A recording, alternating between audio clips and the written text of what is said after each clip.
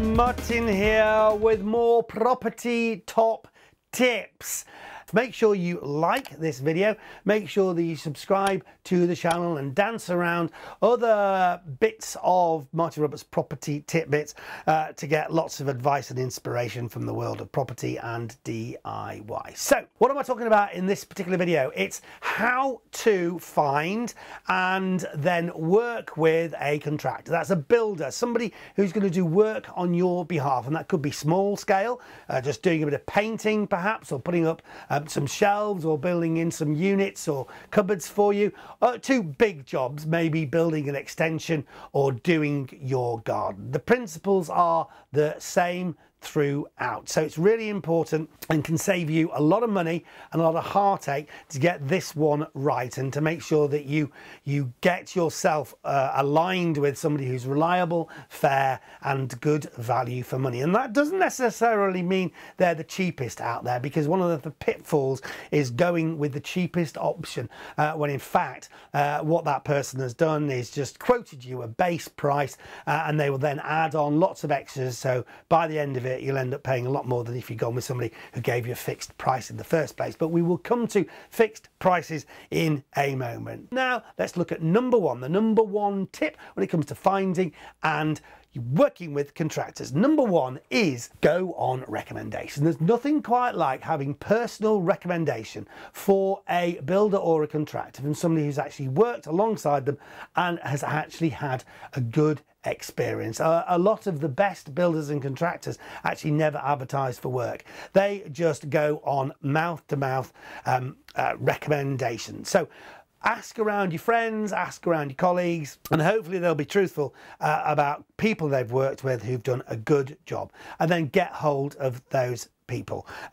There's nothing quite like that kind of recommendation. Number two in the list is take up references. So you've heard about somebody who is allegedly really good. Well, go and see the work that they have done. It's not rude to ask, have you got a property or a project you've worked on which you wouldn't mind me having a look at? Good builders will be happy to show you their work, and then you can gauge from yourself or for yourself the quality of the work that they've done. And also you can speak to the people who've actually been having that work done to find out if they were considerate to the neighbours, if they were clean and tidy workers, and if they did a good job. So take up references. They can be written references, or as I said, visit work that they've done yourself to see exactly the quality of work that they have achieved. Number three, beware cold callers. Somebody who picks up the phone to you or knocks on your door and says things like, I just happen to be in the area, do you have any work that you need doing?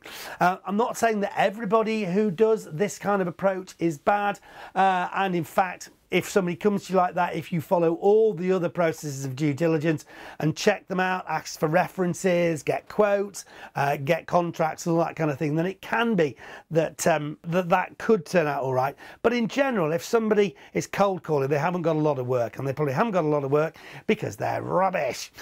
So really busy, good builders will not be knocking on people's doors touting for work. So as a general rule, if somebody cold calls you or knocks on your door, I would give them a pretty wide berth. If you can't get hold of anyone through personal recommendations, then there are trade bodies out there, and there's a variety of trade bodies and also organisations like Check a Trade and similar things, who will point you in the right direction of people who might be able to help you. But I wouldn't use that as a carte blanche for saying that those people are okay. You still need to do the due diligence process. So once you've got hold of the people from a trade body, it does give reassurance that they do come and are part of a professional trade organisation, but you definitely need to carry on with the principles of getting credentials checked and ask to see their work. So look at the reviews and then speak to people within those reviews to get their impersonation of what those, or interpretation of what those people have done and how they have been. Number 5 in the list is brief your contractor. So now you've got a good contractor that you can trust,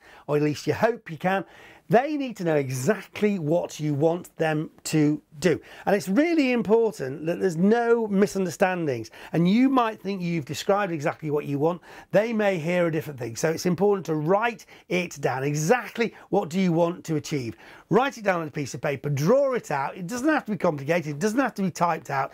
But as long as everybody understands exactly what's needed, then there can be no confusions in the future. And well, I didn't know you wanted the shelf there. I thought you wanted it there. Write it down, and there's no confusion. Number 6, make sure you get a written quotation.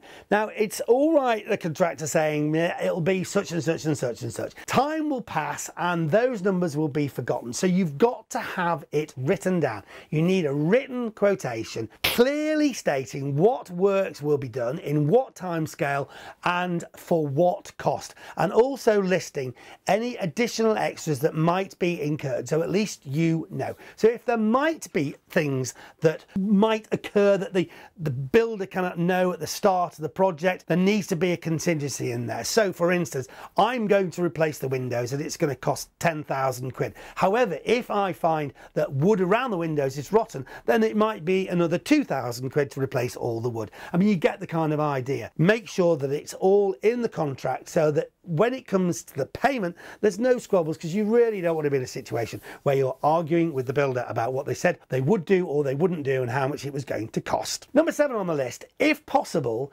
get a fixed price quote, as in a certain amount of work is going to be done for a certain amount of money, which is fixed. So they are going to do your kitchen and the fixed price for doing the kitchen is £8,000.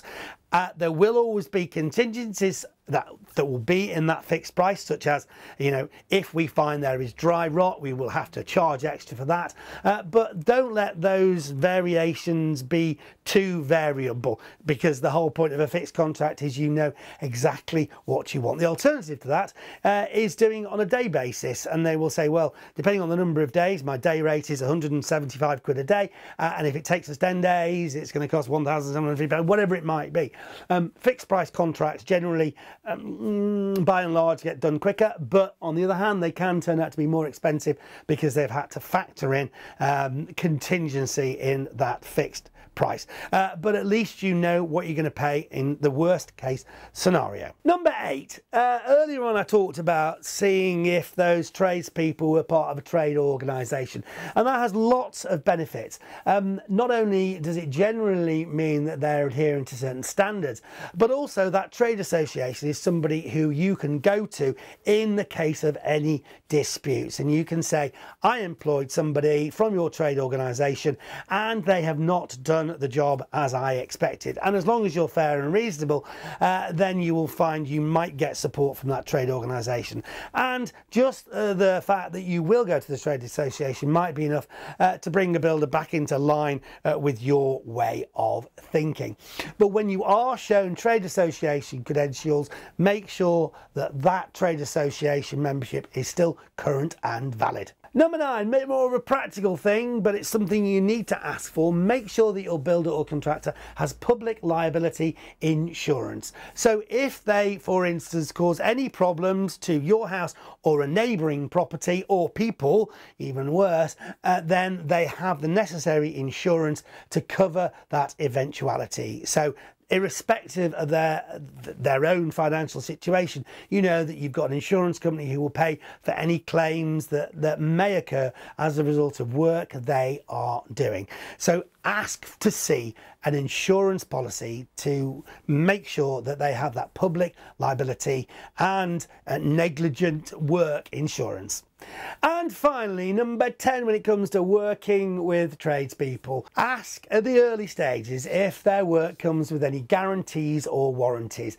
And that could be from them, or it could be an insurance-backed warranty. So that is where an insurance company will offer a guarantee on that person's one's work based on the fact that they are part of that insurance guarantee scheme. But either way, you want to make sure that the work that's being done is going to stay good and proper for as long a time as possible. So ask for warranties and guarantees, and if they are insurance backed, make sure that you check the paperwork that those insurance backed guarantees are true and valid. So hopefully that was useful. If you've liked this, make sure you like this video and subscribe to the channel, and look around other parts of the channel for more videos, top 10 videos from the world of property. But for now, I'll be back with another one of these very shortly.